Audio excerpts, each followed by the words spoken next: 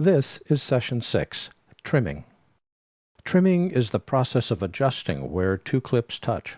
Trimming makes a huge difference in the professionalism of the edit and the emotional content of a scene.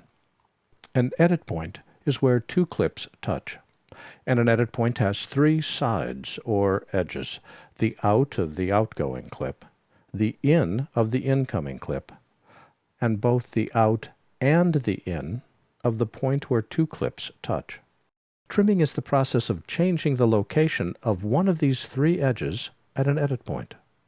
Trimming is generally done to better blend the action between shots or provide a different emotional response from the edit.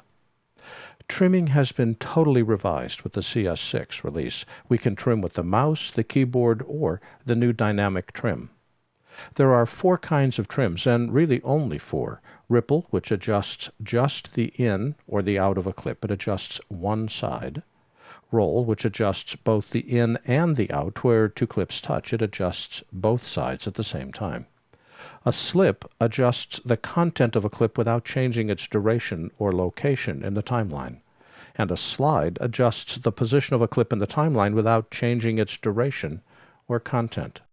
In this session, I want to select an edit point, show you how to turn on dynamic trimming, ripple trim the edge of one clip in the timeline, roll trim the edges of two clips in the timeline. Chapter 7 covers all the trimming options, including slip and slide, in much more detail. I've created a new sequence because I want to use two clips that make it easy to illustrate what trimming is all about. I've selected a timeline, pressed the home key, and play it. I have a bighorn sheep who suddenly sniffs something, except looks at us and chews his cud. What does he sniff? I wanted to imply that he's sniffing a lion who's looking at him and trying to decide if he's lunch or not. Now let's ignore the fact that bighorn sheep and lions don't even exist on the same continent. Let's tell the story here about whether the sheep is nervous or not.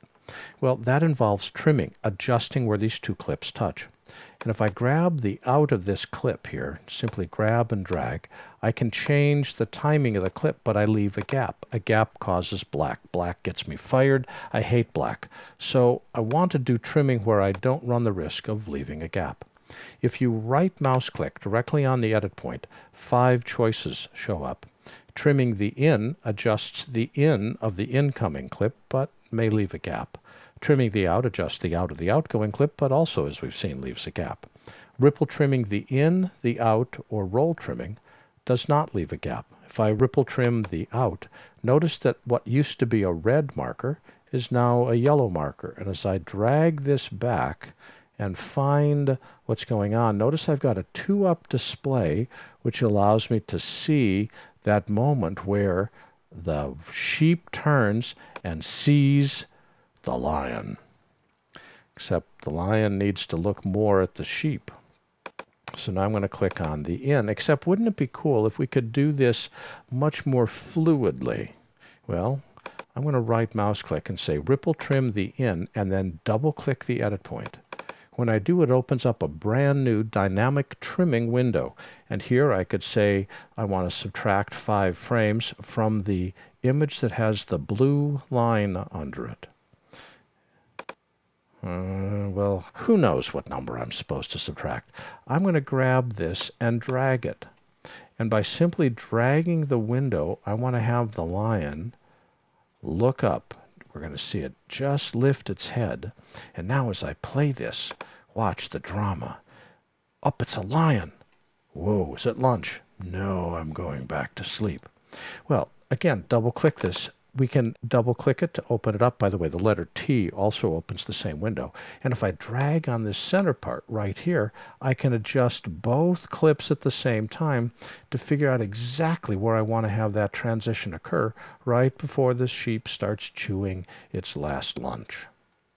To get back, just click down to the timeline. The dynamic trim window closes. Now, there's a lot of different ways that we can trim. We can trim using the mouse. We can trim with keyboard offsets. We can use timecode. We can use a variety of mouse dragging. But the whole idea is you select the edit point, right mouse click on it to say, what do I want to trim?